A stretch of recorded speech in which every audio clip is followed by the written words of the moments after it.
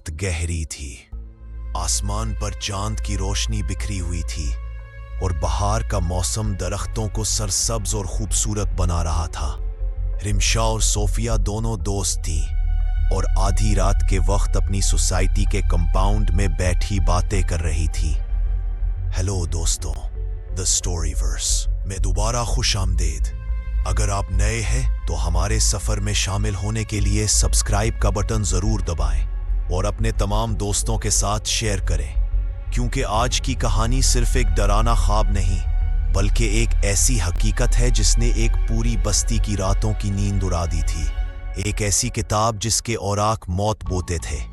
तो आइए शुरू करते हैं। रात गहरी थी, आसमान पर चांद की रोशनी बिखरी हुई थी और बहार का मौसम दरख्तों को सरसब्ज और खूबसूरत बना रहा था।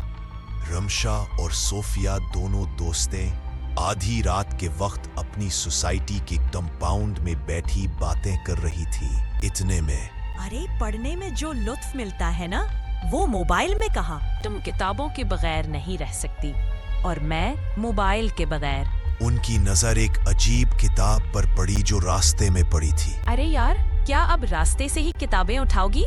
चलो घर चलते हैं। उसके कवर पर सोने के रंग की एक अजीब सी शक्ल बनी हुई थी। रिमशा के मना करने पर सोफिया ने किताब वहीं छोड़ दी, मगर इस किताब में एक अजीब सी कशिश थी। जैसे ही वो मुड़कर देखती, किताब पर बनी शक्ल चमक उठती।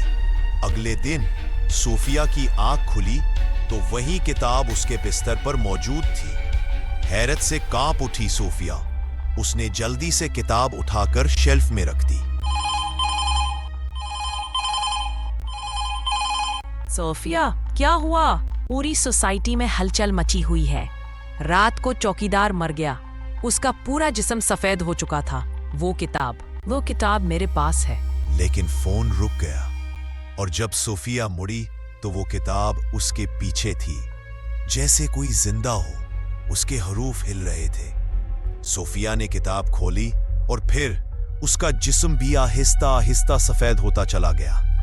शाम को सोफिया के शौहर ने घंटी बजाई तो जवाब नहीं मिला। चाबी से दरवाजा खोला तो अंदर सोफिया की लाश पड़ी थी। सोफिया के शौहर ने चीखते हुए कहा, ये क्या हो गया? किसने तुम्हारा ये हाल किया? खुशा भी वहां पहुंची।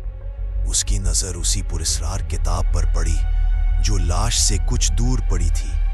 खामोशी से उसे उठाकर अपने पास रख लिया। रात को जब रिमशा ने किताब अलमारी में रखी तो दरवाजा बजने लगा। खोला तो किताब बाहर आ गई, हवा में तैरने लगी और किताब से आवाज आने लगी, मुझे वापस मेरी जगह पर छोड़ दो, वरना हर जगह सिर्फ तबाही होगी। जो भी उसे पढ़ेगा वो मर जाएगा। रिमशा ने डरते हुए कहा, कौन है तू?